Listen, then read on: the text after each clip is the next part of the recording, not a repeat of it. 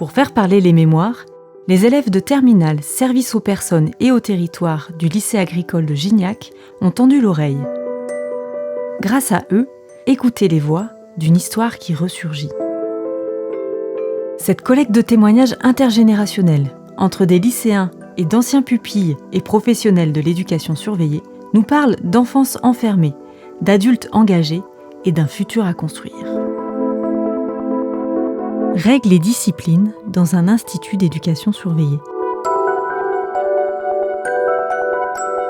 Enfin, il y avait des règles de discipline, des trucs comme ça, mais des règles de respect mutuel, des règles d'horaire, comme tous ceux qui sont en scolarité, quoi. Je veux dire, c'était pas...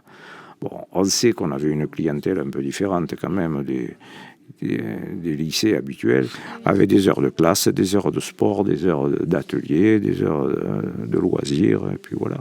C'était difficile, mais c'est pas non plus, c'était pas le bagne. Il fallait se tenir à carreau, c'est tout, c'est simple. Hein. On n'avait qu'à pas faire de bêtises. Hein. Moi, j'ai assumé, c'est ça aussi, t'assumes ou t'assumes pas. Moi, j'ai assumé tout ce que j'ai fait, donc j'y étais, il fallait faire avec, c'est tout.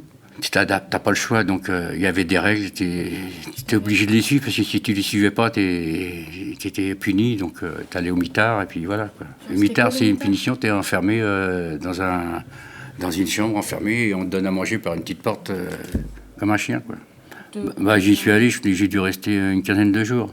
J'avais fugué, je m'étais évadé. Vous avez fait comment? Pour fuguer? Oui. Tu ouvres la porte, tu te tires. Ah, c'est pas fermé? Si, c'était fermé, mais il suffit que... parce que je me suis disputé avec un éducateur, et puis la porte était ouverte à ce moment-là, je suis parti. Donc, qu'est-ce qui vous a poussé à revenir au centre? Parce que je savais que j'allais prendre cher, et puis où j'allais aller, moi j'habite à Paris, tu veux que j'aille? Parce que pour aller chez moi, il fallait que je parte donc d'Aniane, que j'aille sur Montpellier, et t'as pas de thunes, t'avais pas d'argent, t'avais rien, donc tu me vois traverser la garrigue à pied. Ouais, c'est vrai. J'ai fait quoi? 100 mètres. Puis j'ai dit, attends, en train de faire une bêtise, reviens. J'ai revenu, mais j'ai pris comme si je m'étais évadé. Oui. À ce sujet, une anecdote, mais croustillante. C'était un jeune qui voulait revenir à Agnan. Il ne voulait pas que fuguer, il voulait revenir. Il est arrivé à Montpellier au train. Vous savez comment il est rentré à Agnan?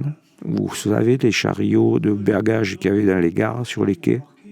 Les petits chariots électriques. Il a piqué un chariot électrique pour rentrer à Agnan. C'était anecdotique. C'est l'anecdote croustillante de la journée, ça, quoi. Voilà. Il y a eu pas des révolutions, hein, au sens qui se rebellaient, des rébellions. Il y a eu des rébellions, oui, c'est bon. Et moi, je vais te parler d'une révolution. Justement, ils faisaient la révolution, mais moi, je m'étais arrangé avec mes copains, parce que des fois, on se plaignait qu'on mangeait pas mal. Et on voyait les cuisiniers, ils mangeaient bien. Alors, on s'est arrangé pour se faire travailler à la cantine. On s'est arrangé pour ouvrir les fenêtres. Et après, on a sauté le mur de ronde, on est passé par les cuisines et on leur a volé leurs marchandises. Mais le problème, c'est que quand on était en train de voler, tu avais les autres qui se rebellaient pour rentrer dans la cantine. Il était moins une. Et donc, on leur a volé toutes leurs marchandises.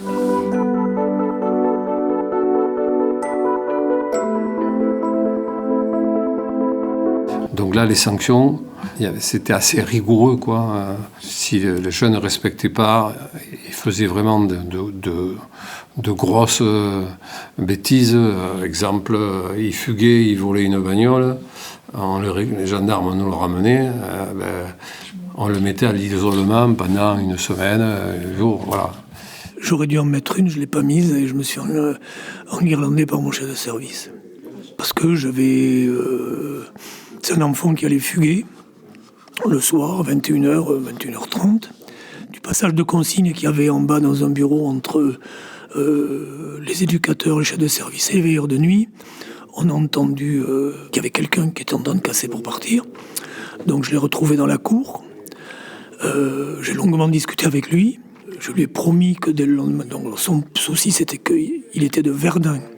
Et son souci, c'était qu'il n'avait pas de nouvelles de sa famille depuis des semaines. Donc je lui ai promis, moi, que dès le lendemain, je m'en occuperai. Donc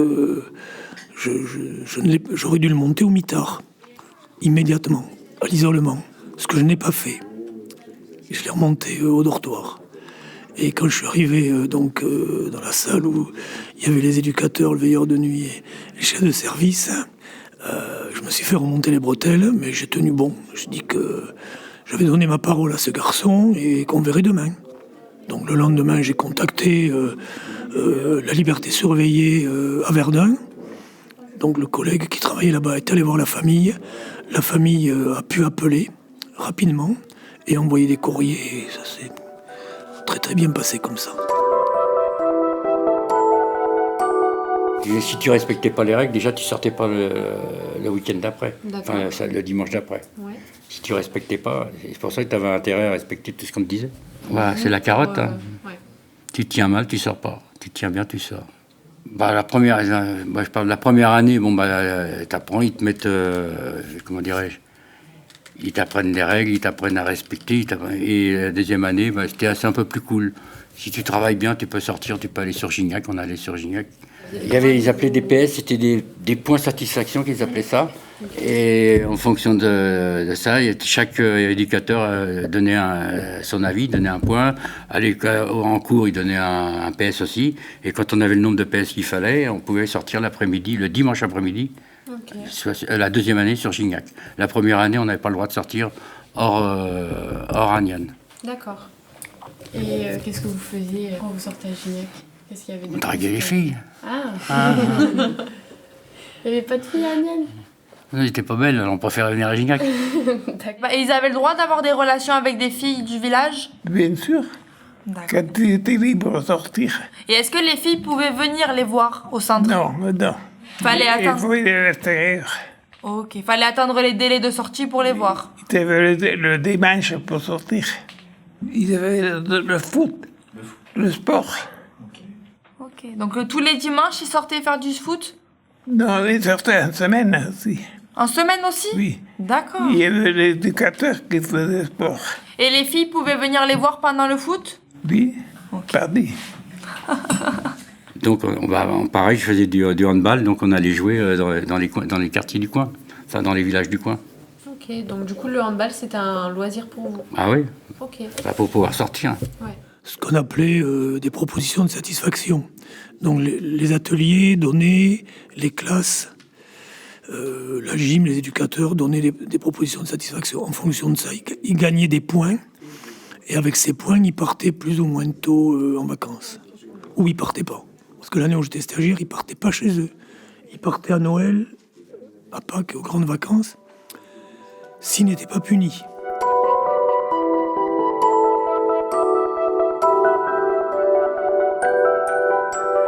On avait le droit quand même, je crois pas qu'on pouvait, pas que Noël, on pouvait retourner sur Paris. Donc si on se tenait bien, si on était correct, ils nous laissaient partir une quinzaine de jours. On prenait le car, ils nous lâchaient, on prenait le car, et puis on allait à la gare de Montpellier. De Montpellier, j'allais à Paris.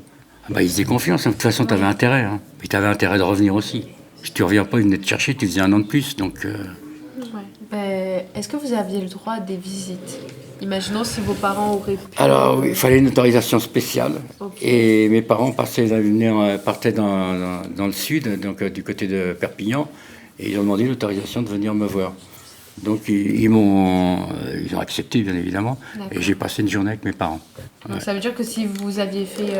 Si j'avais fait une quelque chose de pas bêtise, bien, auraient pu mes parents, revenir. ils pouvaient passer leur chemin. Ouais. Et vous aviez le droit de les contacter, par exemple, par... Par courrier téléphone? seulement. Il n'y a pas de téléphone Ah, à c'est l'époque. vrai. De toute façon, notre courrier, il était ouvert. De toute façon, quand on envoyait le courrier, il lisait notre courrier. Et quand on recevait du courrier, il le lisait.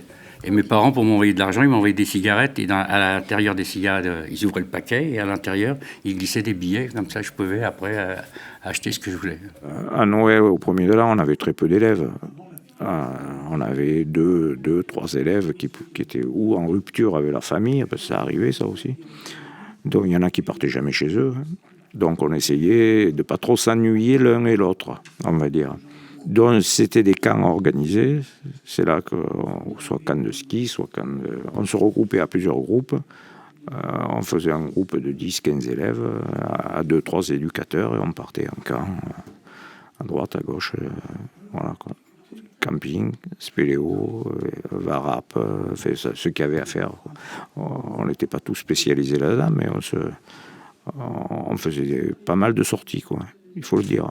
On va pas se rester dans l'établissement alors que les élèves y avaient passé 2 mois, 3 mois, c'était lourd, quoi. Il fallait un peu aérer tout le monde, quoi, entre guillemets, quoi. Ça fait partie, oui, des bons souvenirs, oui.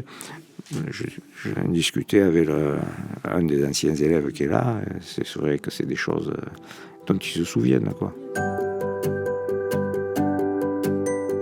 À la fin, si t'es 2 ans, au bout de 2 ans, si tu t'es bien tenu, tu sors. C'était 2 ans pour tout le monde, sauf pour ceux qui s'évadaient, par exemple, et qui partaient. J'ai connu un gars, il était parti, il s'était évadé pendant plusieurs mois. Lui, il a fait 1 an de plus. D'accord. Ça vous paraissait long? Non, c'est long quand il y est, mais c'est pas quand c'est passé, quoi. Ok. Vous souvenez-vous du jour de votre sortie? Du jour, je me souviens, la date non, mais le jour où je suis sorti, oui. Je me souviens bien, c'était à Montpellier, à la gare de Montpellier, puis j'écoutais il y avait de la musique dans la gare. Et ça, puis moi, j'ai dit, ça y est, je suis libre. Et c'est fini. J'avais pas de sous, alors j'attendais mon train, puis je suis rentré à la maison. Est-ce que ce passage dans le centre a été marquant dans votre vie? Il est marquant, mais je pense qu'il a été utile. Je pense que c'est marquant. C'est toute ma jeunesse. Hein. C'est toute mon adolescence. Imagine, toi, ton adolescence dans un centre comme ça. Pas de copains, rien.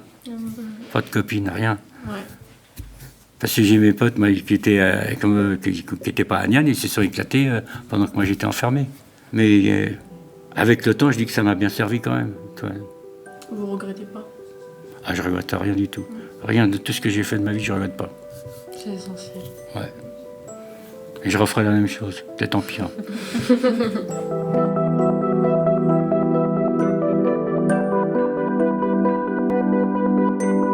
Ce podcast vous est présenté par le service patrimoine de la communauté de communes Vallée de l'Hérault.